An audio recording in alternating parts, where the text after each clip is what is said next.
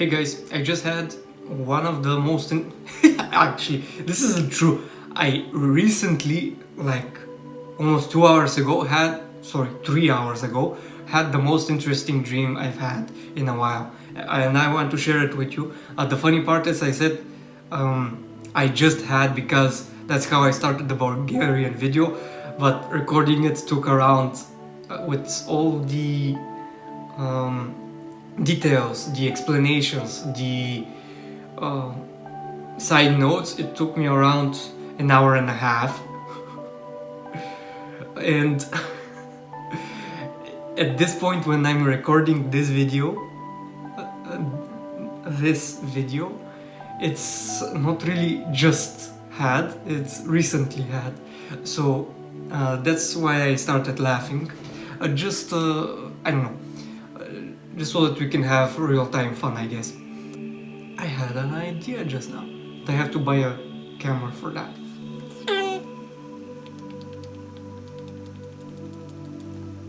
I'm really sorry, I forgot. Alright, the dream. So it's a dream about parallel realities and how they influence us, how they connect with us, and yes, that's the gist of it.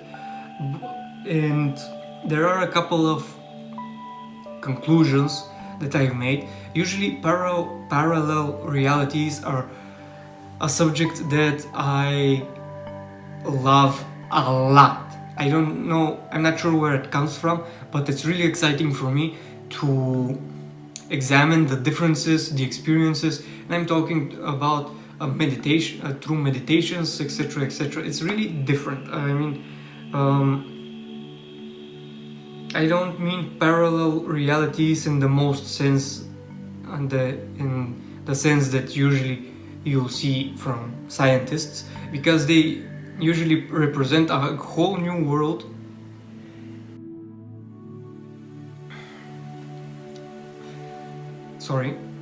That exists simultaneously with ours, but has some difference. For me, a parallel reality is something that's happening exactly at the same moment as this moment here, and that includes the parallel reality that represents this reality 1 second forward, 1 second backward. It doesn't really matter how far in forward or backward it is. It doesn't, whatever it is, if it's something different than the moment that's now, it's a parallel reality, and it exists.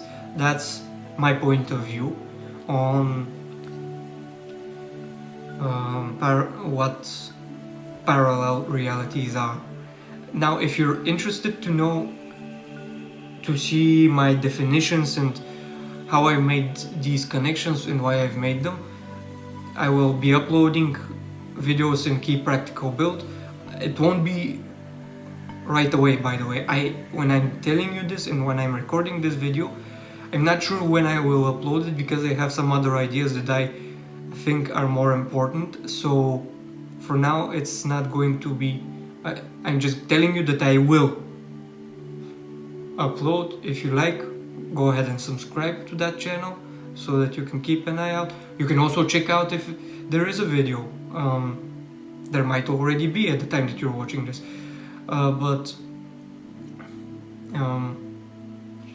yeah, just so you know, at the moment that I'm uploading this and recording this, it doesn't exist. If you want to look of the sources that I've used, Cogitality Academy and Bashar, those are the two contacts that I've used, and they really explain it in a wonderful way, as well as experiences and examples. Fantastic. Since this isn't the focus of the video, I'm going to start with the dream, and I'm not going to talk about parallel realities anymore, except for when it's regarding explanations in the dream.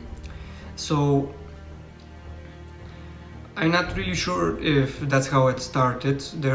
There are two scenes that I'm unsure of which one is first. There are three scenes in general, but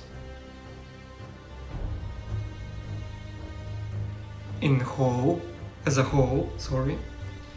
But the first two, I'm not sure which one is first. I think that the order that I'm going to tell it to you now is the actual one, because it sounds a little more logical to me.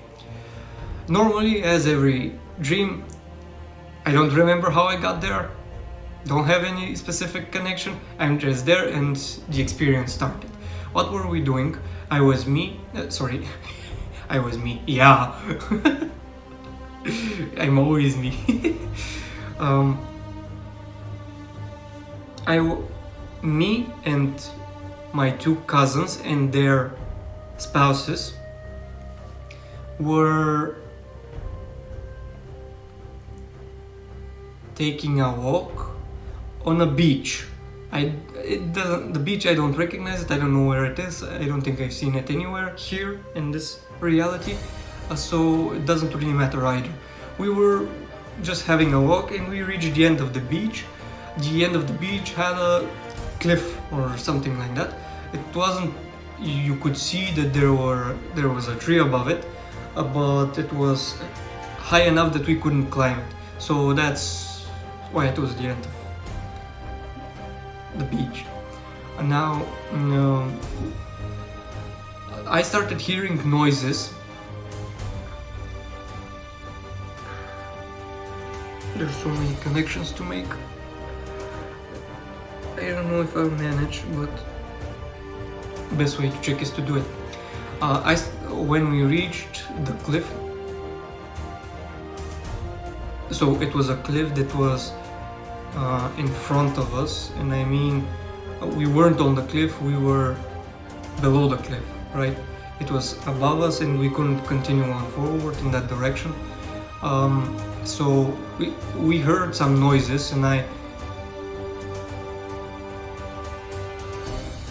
wasn't really happy. I didn't know what they were, we couldn't see either, so we decided to start digging a hole. I don't know what the hole's connection is. Probably to somebody jumps in and attacks us, something like that. Somebody jumps and attacks us, they'll fall into the hole. Now, it wasn't really a big hole, but make them stumble at least. Doesn't matter. We started digging, and the next frame is that I remember is me looking at my cousins because they were playing in the water. So I'm saying playing because I don't actually have a good memory of what they were doing. I remember that I was looking at them.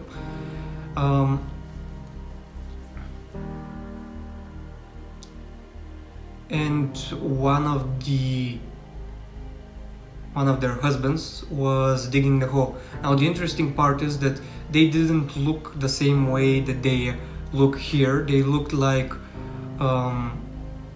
the characters from that 70s show, so that made me think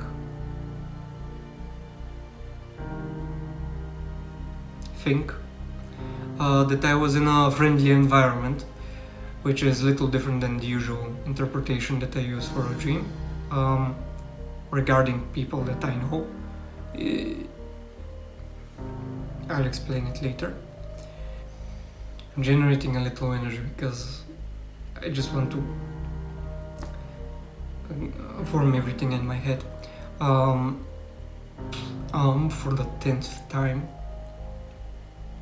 while I was looking at my cousins, one of the husbands was digging the hole. I was just standing there, right? That's a fact. And I heard my cousins, the younger cousin, there are two sisters. The younger one said, "That shouldn't be there." And I looked at it, and in the hole, alright, when we heard the noises, sorry, this is why I'm closing my eyes, because I need to remember, to focus and remember, right? I forgot to mention, when we heard the noises, I had a feeling that we've done this before, or I've remembered this before, something like that. Now usually when I have that, especially in a dream, I also have the thought that I've dreamed about this before, but this time I couldn't actually produce a memory of having done this or having dreamt this again, so I didn't really focus on that thought, but it passed through my mind. And now this is a sign of awareness, which is why I'm telling you this. When the hole was dug up, like I said, it was a small hole, like so much in depth. Not sure. It's not a lot, right? It's not as much as that a person can fall in and stay there and be trapped there. It was just a stumbling hole of sorts. So we knew that we were going to dig a hole, and we started digging a hole. When my cousin said that shouldn't be there, I turned around and I looked, because it was on my left side, and I looked, there was a little red chest there, like so big, which nobody expected to see there, and it kind of appeared out of nowhere. Like, for example, like you were looking at the hole and you blinked, 1 second later there was a chest there, right? We all knew that chest doesn't usually stay there, doesn't belong in that hole, that it isn't really there. So we started wondering what it is, and my cousin and I thought that it was sent from a parallel reality. We kind of knew that it was, we were sure about it, and that's kind of it. What do I mean? We're just aware of it, that's it. And that's interesting for me, because we don't usually have. Now, I do look for these things, so I am what you might, let's say that I'm a little more aware than the regular person, but we don't usually have these types of conversations with this cousin, so with her specifically. So it was kind of interesting to me that she knew. So that's how I actually knew, and she knew as well, how we both made the connection, that this comes from a parallel reality where the message is actually from her to her, because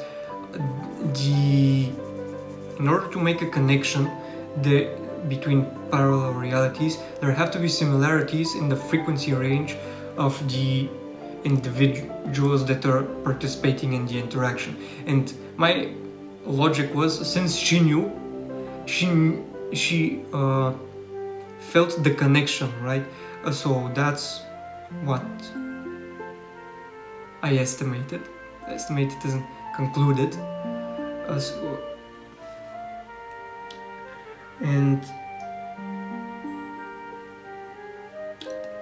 we all knew that it was from a parallel version of her, which is why we started thinking, and we were curious. We started thinking, and we were curious why that came there. Why did it do there? The husband that was digging up the hole was unhappy because he knew that one little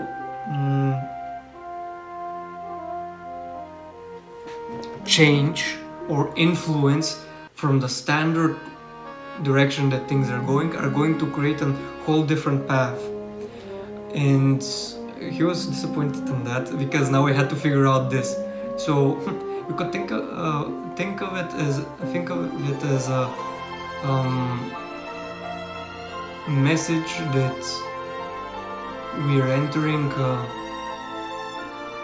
new world where things are different, because like I said, we knew that we were going to dig a hole, and that's why we started digging the hole, and which means that we were doing the same thing over and over again. But the chest changed everything just because it was there. right? We didn't practically see it appear. We felt that way, like it appeared out of nowhere. But it's the fact that it was there that brought up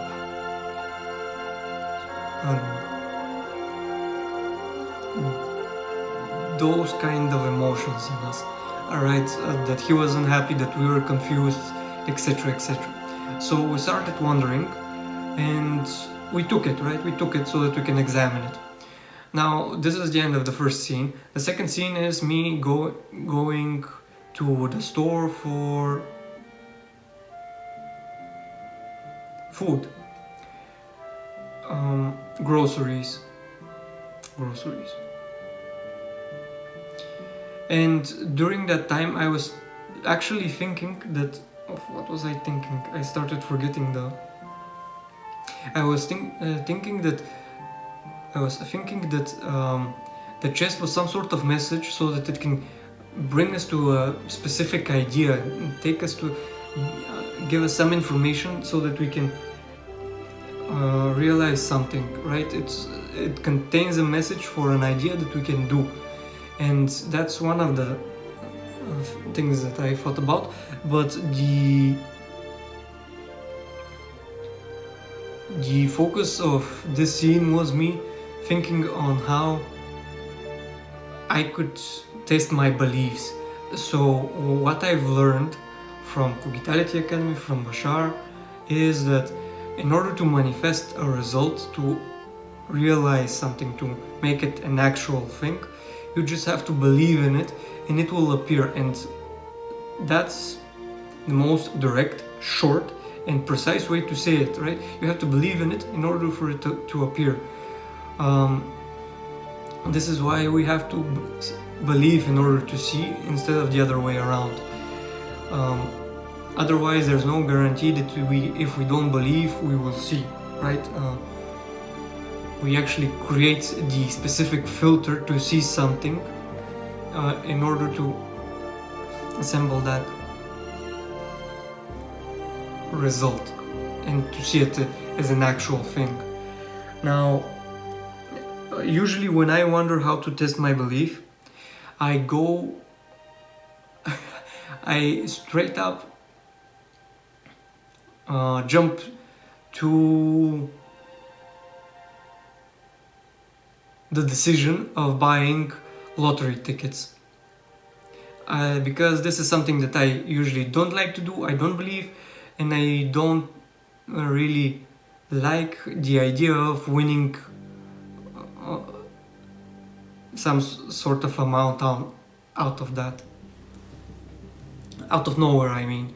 And since I'm so focused on alternative methods of receiving and gaining money, I really have discarded that as a possibility, which means that I believe very little in that possibility, and it's the best way to test something and see if it will work, if I can change my belief. My idea was to see if I can change my belief with just a snap and manifest the result that I'm looking for.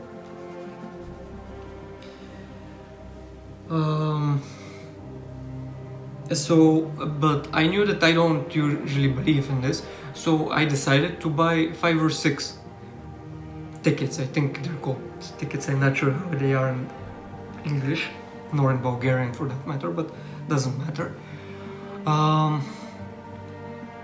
So I bought them, and at some point the next frame was when I was at the grocery store on the line to buy stuff, to buy them, right? And I was continuing my thought process that usually, or 100% of the problems that we have with a result manifesting is that we cling to expectations and we think that it's supposed to happen the way that we've imagined it, and we always wait for that specific for it to unfold in that specific process that we've imagined it, that we think is possible, the way that we see it as possible, right? we just have expectations, and I was wondering how I can change that. And I had the idea that the winning itself is the result that I'm looking for, but I was focused on the winning $30,000. So that was my focus. Now my result was going to be, because I was wondering how, usually if you want to see if your belief is strong enough and believe that you're going to win, you'll win $1 or $2. That's actually one of the ways that I saw the synchronicities and connections that we have with the world. But in this case, because I just wanted to be something more specific to test my belief, I was focused on believing that I will win $30,000. Now, my thought process while I was waiting on the line to buy the groceries at the store was that the problem really is in our expectations during the expectations that we have regarding how our result is supposed to manifest. So I started thinking that the manifestation itself can be different in a lot of ways, and I just have to find it, right? And what concerned me is that I didn't know how I was going to see it, because if it's something very unknown to me, I might actually miss it. But I was focused on the fact that it's going to be about $30,000, winning $30,000, and a thought came in to me that as long as the experience itself existed, that's the result that I was looking for. And I was thinking, oh yeah, that's right, it's just the experience, the specifics aren't important, the important part is the experience itself.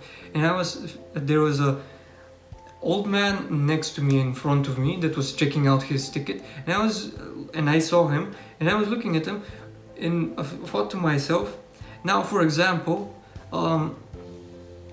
as an experience, it could be this person, this guy winning $30,000 right now, right? Because he's checking his ticket. And I was like, yeah, that's true, because the experience is there, right?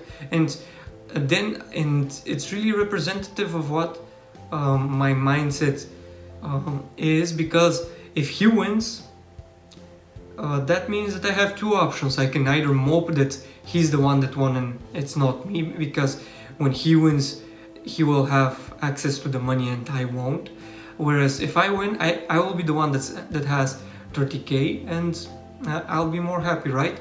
But the idea in my head was that as long as it's a win and it's the precise amount that I was looking for, it doesn't really matter, because it's a manifestation of the result that I was looking for $30,000 being won, right? Like I said, my focus was on winning $30,000, and there's no specific on that.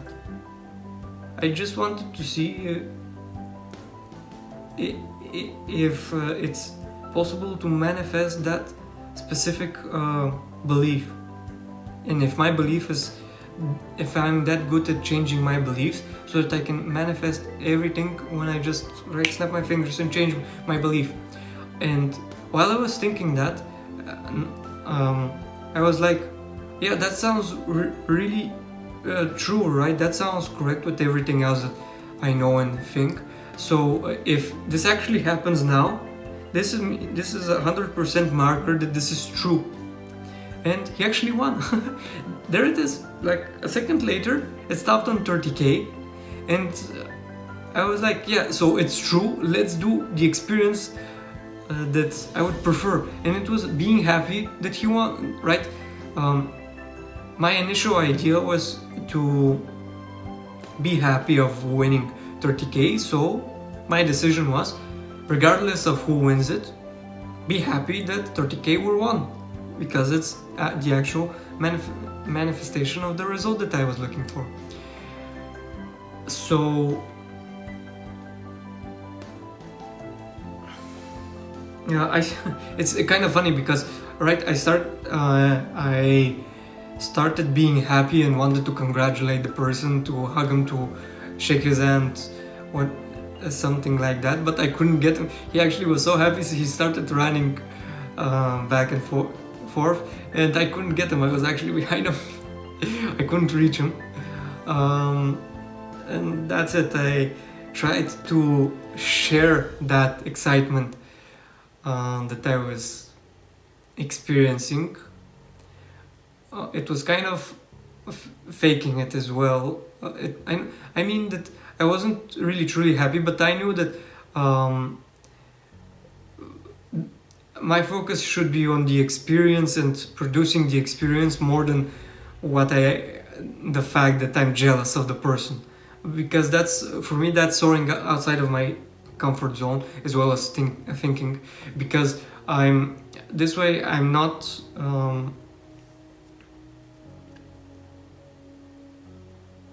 dependent on my beliefs that I necessarily have to win and see the results in a specific way to actually acknowledge it. And they weren't excited, the people weren't excited, I don't know, they looked at me weirdly. That's why I quit, and that's when the next scene comes into play. Started, sorry.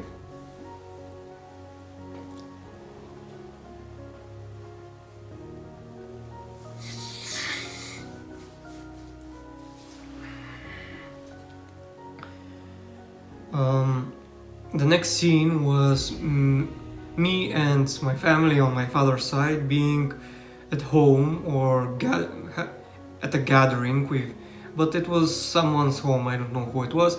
The apartment was different than the usual apartments, than the apartments that are here. So I don't know whose it was, but we were all together, and we were all wondering where the message came from, why it came from, and what does it mean. And I was thinking about it as well. I wasn't actually saying something. I actually, in my own belief, I think that I'm the one that understands these markers and interactions the best, because they focus on different things, and from what I've seen, they don't really have a clear idea of what's happening, and they probably aren't focused on that expression of information and interaction as well. That's my point of view. I don't know if it's actually that way. I just wanted to clarify that because I wasn't actually saying anything. I was actually thinking about what it could mean, etc. And I wasn't thinking it out loud, right, like I'm doing it now. Practically I'm thinking about it out loud and I'm sharing it with you, but it's kind of thinking out loud and making the connections while I'm talking about it. I wasn't doing that. I was keeping to myself because for one reason I was unhappy that the message came from a parallel version of my younger cousin, because I see her as a control maniac, and my logic was, since she was able to make a connection with a parallel version of herself, the frequency range is so close that the probability of the parallel version being a control maniac as well is very high. And since it's a version of her that knows how to distinguish and send objects between parallel realities, I was worried that that message and that interference in our parallel version will lead to a result that we might not necessarily like, that it might be something bad, and that it might be some sort of trap that will lock us up in some negative controlling mindset, because that's what control does, right? In order for it to persist, it creates a logic that it's closed off, and it eliminates all possibilities of and reasoning that you're able to come out of it. In order for the control to exist, you have to be controlled in that specific frame that the controlling idea represents. And that's why I was unhappy. But I know that this is a subjective perspective, and what I think isn't necessarily the truth of what actually is. And I didn't really want to share what I was thinking, and just so that I don't offend her. And now I'm practically sharing that I see her as a control freak, but that shouldn't be a reason for her to be offended.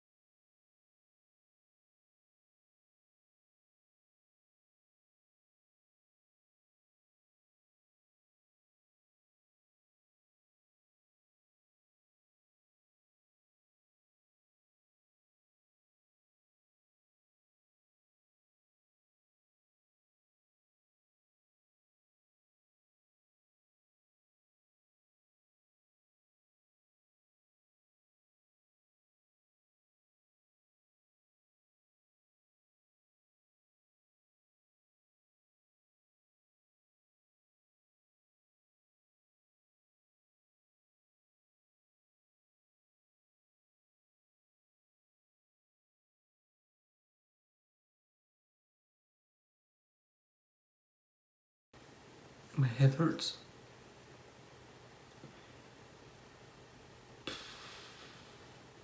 Now the interesting part is, while I was thinking and wondering how I could explain it in case I was asked, or I could, what useful information I can provide. Uh, that's why I wasn't talking. I was wondering what useful information I could provide. The other cousin, which she's a little older, said that for her the interesting part was that she received a message from her uncle who which was interesting because she said,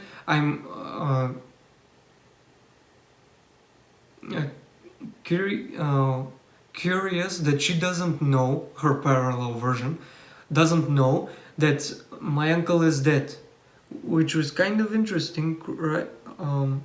Right. That's when I told her that, well, yeah, this is how different influences produce different results, and that's actually a very good saying. Um, and it was interesting to me because I actually made the connection, right? Different influences, different result. There, the parallel reality cousin sending the chests actually changed our our beach experience than the usual one that we usually have. So that's another reason why I wasn't happy, because that influence, we don't know how it will result in their influence. We are not aware of what the end result of their influence will be in our reality. And like I said, I didn't really trust that parallel version because I see my cousin as a control freak, and I was almost sure that she had the same mindset, as well as the fact that usually when you establish a connection with someone, or the way that I do it is through meditation indirectly, even if it's talking with my version of myself, it's directly right two and two, just me and him, whichever version of me that it is. Usually it's a future version, but it doesn't really matter. My idea is that there's a direct connection, and in this case there wasn't, right? It was just a message which we didn't actually know what it meant, and my thought was that it's going to lead us into some sort of trap or controlling mindset that we couldn't escape afterwards. But now, while explaining the same thing in the Bulgarian version, I actually realized that it might be normal, because people who don't believe in experiences that they have in meditations and dreams, etc., and so on, the best way to establish a connection between parallel realities, and we don't see them, right? We don't see a parallel reality because we're in our reality, is the best way to establish a connection between parallel realities is to make a marker, something like that, something just like that, that will bring up the question, what is this, and make us look into. And this is partly a really big message of what the dream is, that the curiosity, the examination, the exploration of the information that we receive is actually what changes us, right? Because that's what the chest represents. It's something that we didn't expect, it's something new, and it's changed our whole experience. And we basically knew that it's going to lead to new things because we're going to learn new things. And this is how markers work, right? This is exactly what happens when we ask for a sign.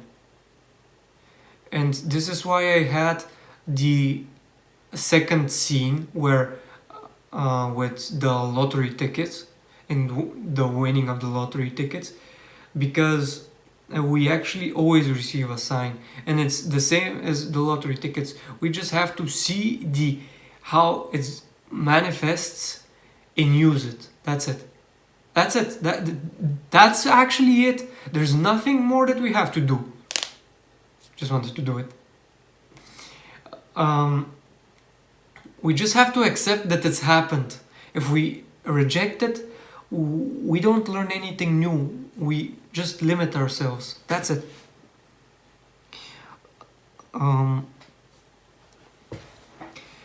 So I told her that, and it's actually something, like I said, connections between parallel realities is something that really excites me, which is why I saw how I was looking, I wanted to change my position and form. And that's why after that, I actually started sharing my subjective point of view because I really believed in it, and it just kind of came out. And I was actually disappointed. What happened was in the dream, I said what I said to my older cousin, and a few seconds later, I just continued, like continuing my thoughts, and I was going to say, but have in mind that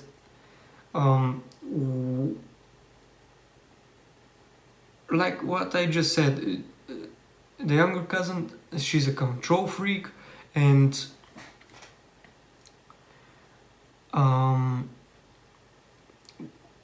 the probability of her parallel version being a control freak is also big, and we don't know what the message is and where it's going to lead us.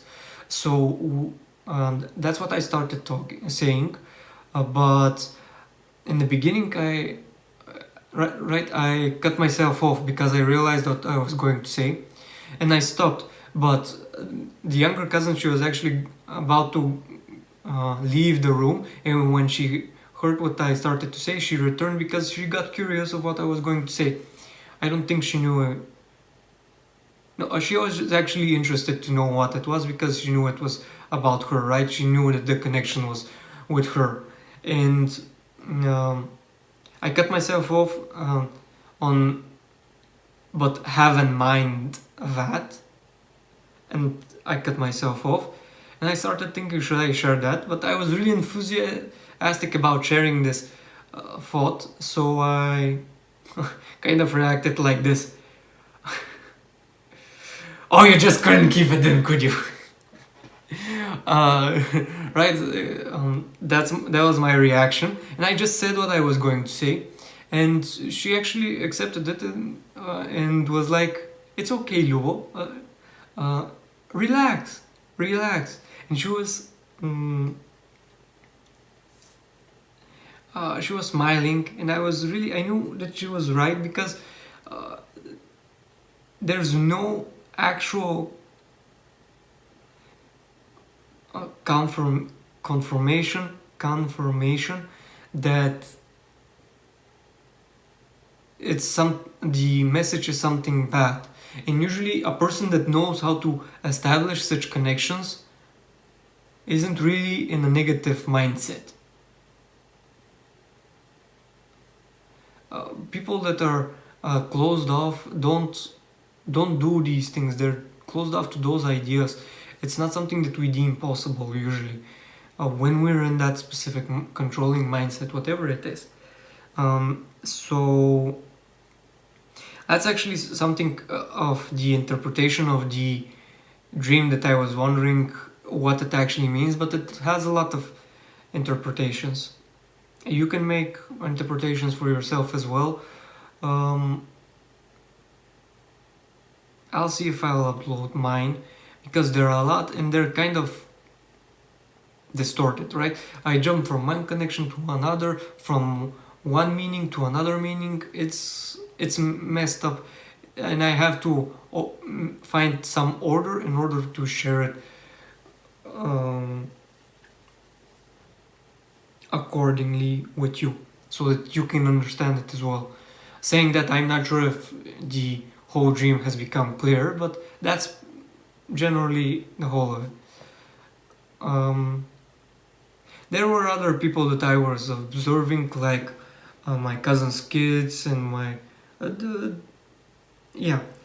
because I was wondering what this interaction with another parallel reality will mean for them. I was just curious what the result will be, and that's the basis of the questions that I asked, and that's basically the questions that I asked, and it's where my answers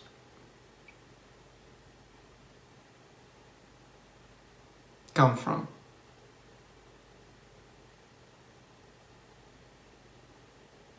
Or evolve around. both.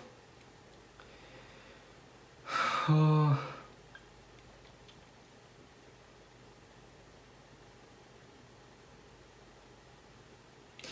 Now, since it's a very exciting theme for me, I woke up really excited and very pleased, very happy. So that's why I'm sharing it with you. I don't know if the emotion has been transferred, but it was very interesting to me, as well as making the connections, right? It's the fact is that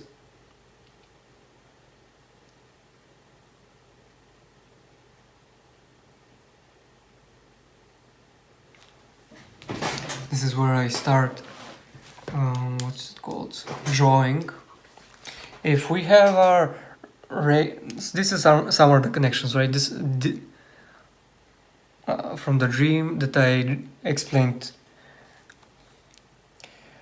This we usually go in a specific direction. This is our development line and how things look and work.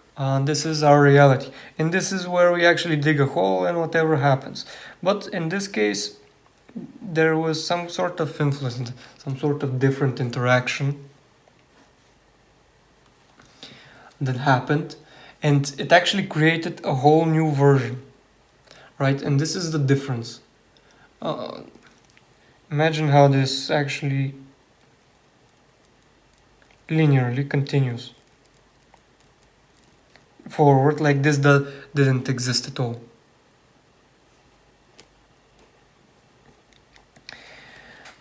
So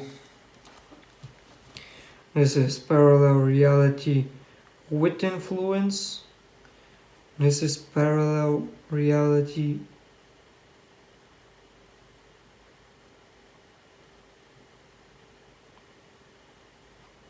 without influence.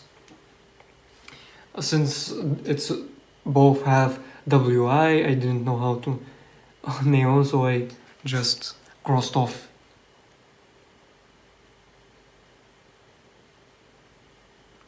Actually, I switched their places, sorry.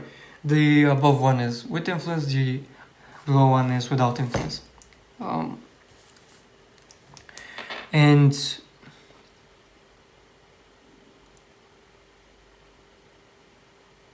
it got me thinking of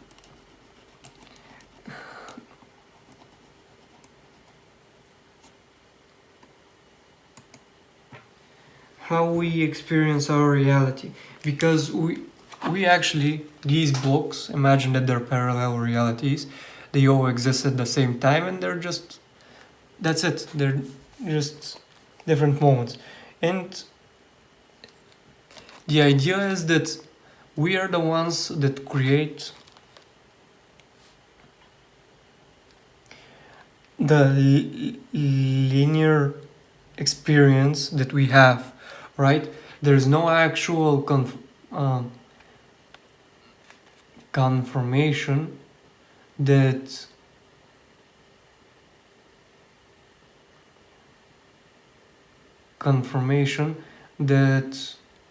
what we are experiencing is actually the linear way of how things are. Why do I say that?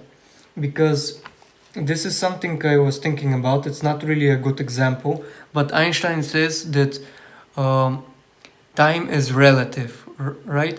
And I was thinking about what could a practical example, except for the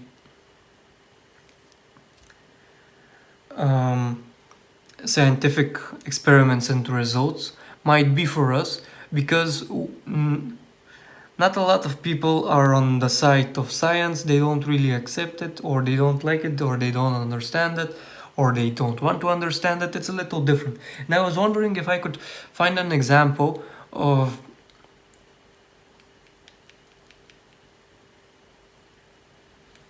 Einstein's theory of relativity that's more practical to us. And the idea that came to my mind was that everyone goes through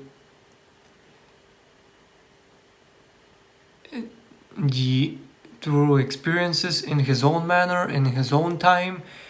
Everybody learns things differently. What do I mean? Now I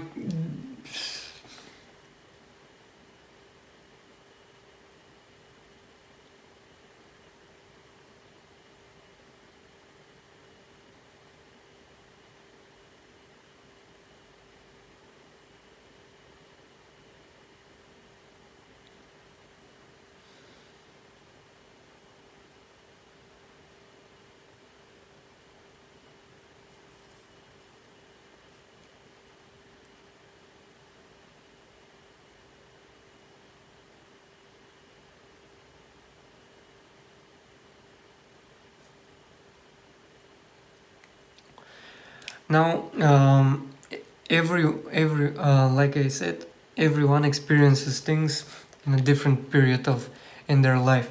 I mean that what a thing that a person learns when he is a child, someone else might learn when he's older. That's just the difference in the set of conditions and experiences, right? But it's at a different time. That's my idea. That's how relative it is, right? So if we look at this diagram of how we experience things, this is like, for example, this is the experiences of person number 1. And he goes around, and this is his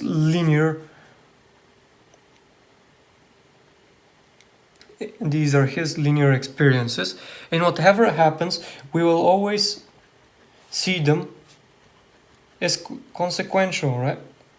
Consecutive. Right? This is how we see everything.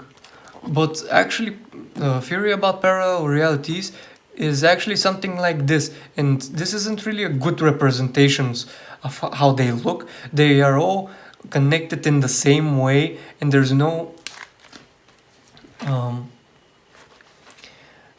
specific border between them, like it might look here, because they're just squares. As the only border is our belief system in regards to which reality we will be in. That's all, and that's why we might jump through different ones. And this is, for example, if this could be person 1 who wants to be a runner, an Olympic runner, for example, and he is the one that he's been inspired by his parents, started teaching, and has become, and in the end goes to the Olympics to participate. Now another version might be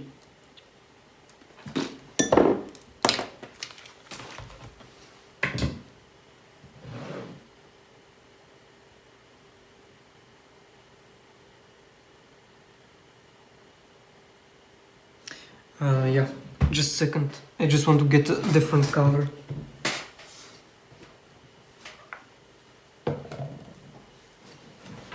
Oh, look, please, no.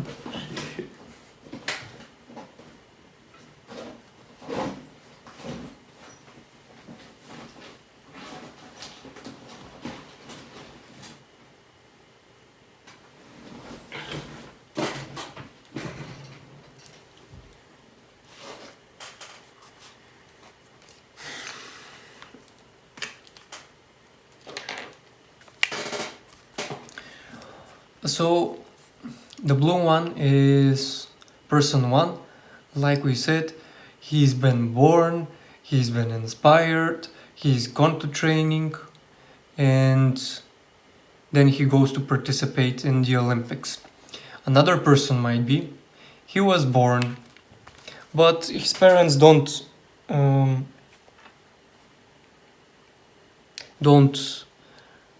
really interact with him a lot, so he's just a kid that watches TV, for example, like I was, and this is his consecutive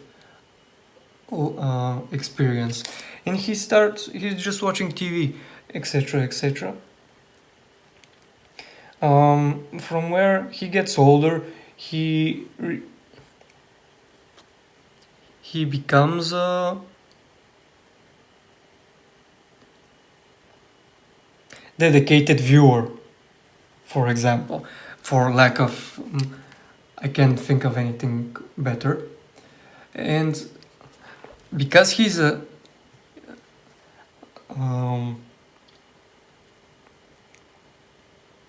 dedicated viewer, he watches a lot of television. And this is an example, right? I just want to present the idea. He sees an Olympic runner achieve something, right? A win, for example. He sees someone running in the Olympics win, and the emotion and the experience of the one that he experiences is actually an inspiration for him. And this is his fourth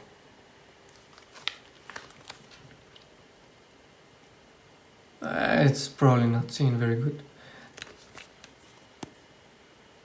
This is his the inspiration, where it was the second one for the child that was inspired by his parents, is actually the fourth experience for him, right? The fourth frame of his life experience.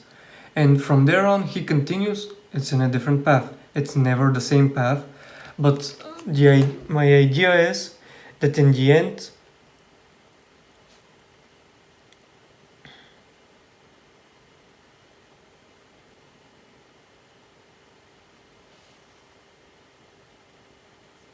he starts training, and at some point meets at the Olympics with the kid that was inspired from when he was little. Whereas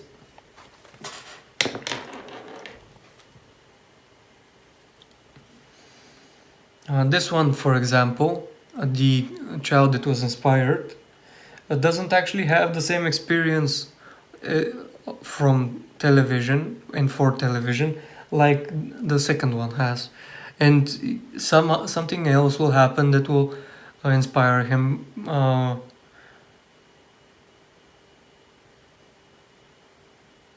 to watch some TVs, or maybe he might break a leg, and then he'll have to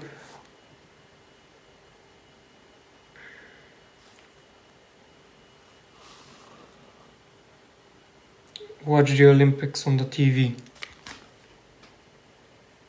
Right? Something like that. I hope it became clear, but this is what I was thinking as an example. Everybody experiences things at a different time of their life. It's not the same for everybody. Time is relative for everybody. Now, I feel like I have to say this. Scientists have actually proven that concerning the speed that we move, time is relative, the passage of time is relative. But experiences and the way that they make us vibrate and on the frequency that we use, it can also be represented in some sort of speed, right? We can vibrate on a faster, we can vibrate slower. That's also a speed. So that is also that will also influence the passage of time. That's my idea. That's where it comes from. Like I said, it's not really something. It's not the best idea, so you're free to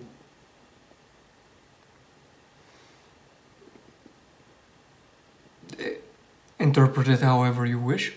But that's what I wanted to share, as well as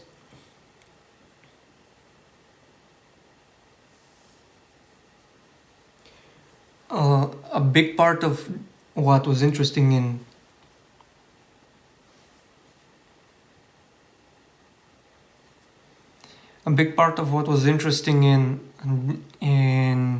the dream was how markers work, right? I made the connection that just now, right? Not during the dream, but now, that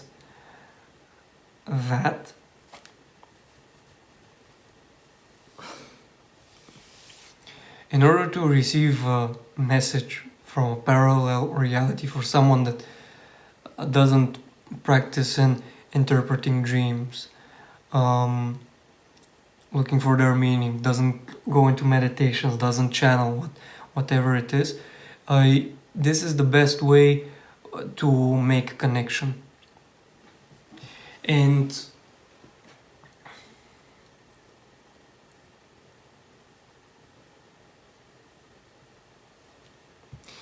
in a whole, it's very well representative. The whole dream is very well representative of how we should deal with these types of interactions. And because these are the signs that we ask for, right? When we ask for a sign, something similar happens, something like that, something that makes us think, something that scares us, may scare us, something that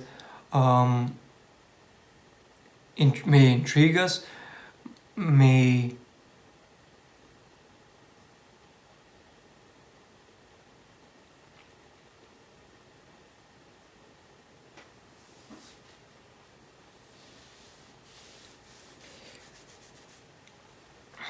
make us think.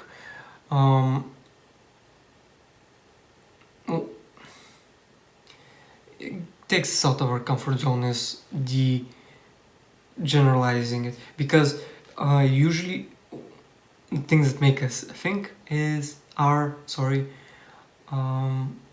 things that we don't know, and since it's new, we delve into what's happening, and that's part of the message in the dream, because it's the only way for us to soar outside of our comfort zone and find new things, new experiences, etc., etc.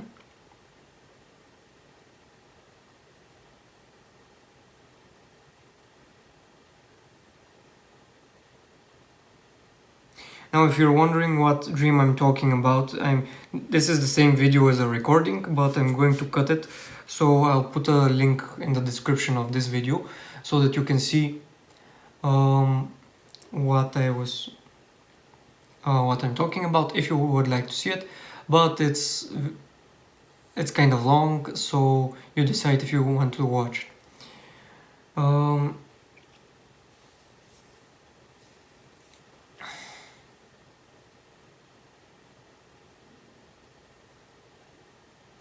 Now, since I was wondering in the interpretation, in the dream and in the interpretation of the dream, if the message was with good intentions or bad, I'd like to just say that usually there's no specific meaning to any information. Whatever it is, it's just information. And this is what I'm actually doing now, right? I'm giving you information. I'm telling you that, for example, meditations work. They're an important part of our life. They're the same as a dream, whereas the difference is that we're actually awake in the meditation.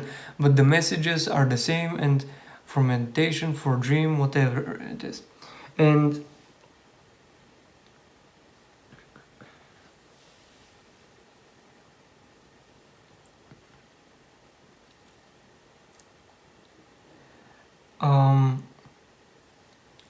but that's just information. There's no way for me to tell you that that's true. The only way for you to, by tell you I mean make you believe it, the only way for you to confirm that is if you test it out yourself. And that's what I mean. It's just information. Every information by itself is meaningless.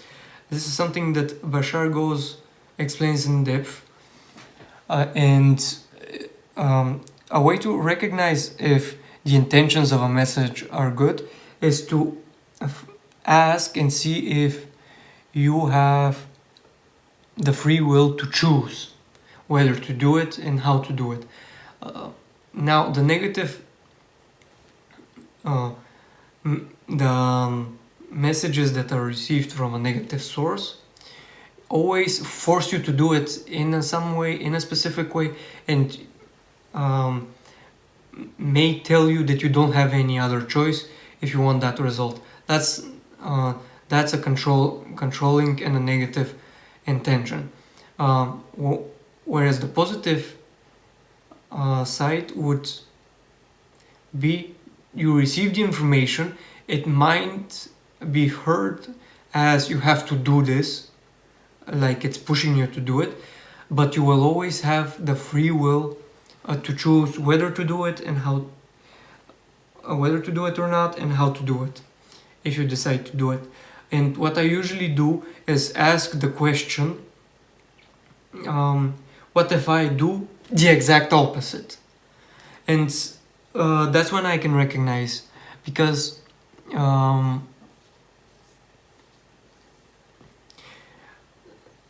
while we're doing this, while we're receiving that information, we're actually in a channeling state, and we're connected with our intuition. We receive more information, and we receive answers.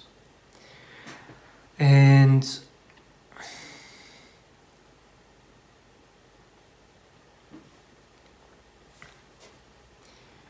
which is why we can ask the question, for example, like mine, what will happen if I do the exact opposite? And for example, I prefer to do the opposite.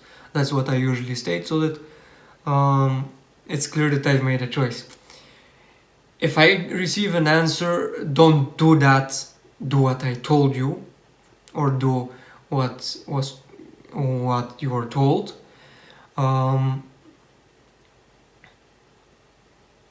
Because I usually hear them as voices. I might be crazy if you want me to go there.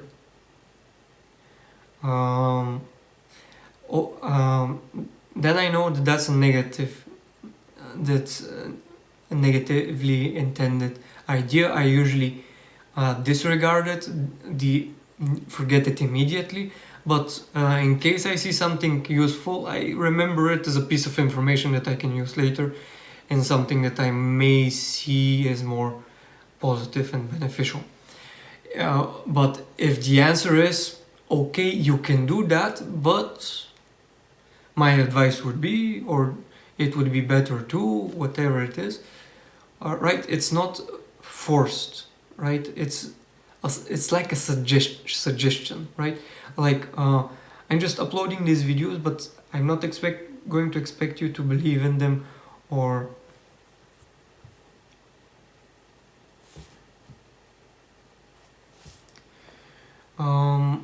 make you believe it. It's your choice, right? You know. I'm just bragging that I'm a positively intended guy. But the idea is that it's your choice what you're going to experience. Like it was in the dream when the old person won the lottery. Now, the messages may come in many different ways. It might be intuition. Somebody might push you. You might stumble. You might fall. Something might happen that will make you think. Something might surprise you. Something might scare you. Something that scares us might actually be information that we should delve into, dive deep into, really deep, especially if we're scared from it, just so that we can recognize what the information is and see that it's not actually that scary. What was the other thing? We might be pushed, we might read something wrong while we're looking at, for example, social media. That's what usually happens to me. While I'm looking through, right, I read fast so that I can scroll through more content.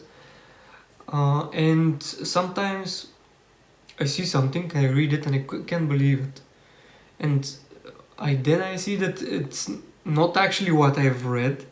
it's something, it says something different, but the idea that I have read it wrong makes me think that there's something in that particular idea that I've read that I want to look into.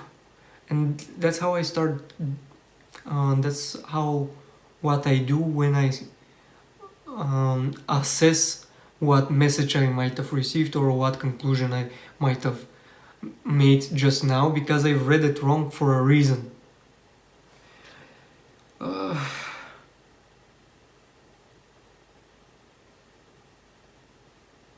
And that's it.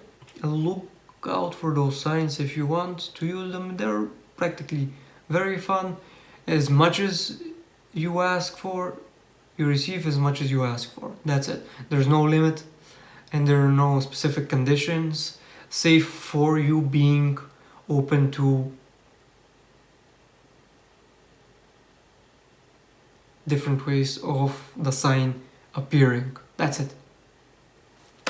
Thank you for your time, and have a nice day, night, dream, whatever you're going to do next. Goodbye.